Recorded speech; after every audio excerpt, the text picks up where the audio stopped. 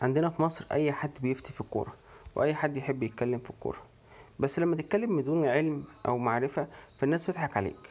لكن لما تكون محمل تطبيق زي تطبيق في الجول، فانت بيديك احصائيات بكل الماتشات، الاستحواذ، اللعب، الكور المقطوعه، العرضيات، الاوفرات، خط الوسط، مين كان ماسك، مين كان عامل.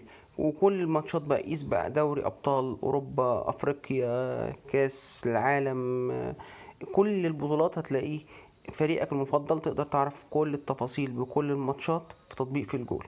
تطبيق بسيط جدا وسهل، هيخليك تتكلم من غير ما حد يضحك عليك، بحيث ان انت تبقى عارف انت بتتكلم عن ايه، وبتتكلم باحصائيات، مش بتتكلم من دماغك، مش بتتكلم من وجهة نظرك، مش بتتكلم انت شايف كده الماتش كان كذا او كذا او كذا، لا، انت بتتكلم بناء على احصائيات.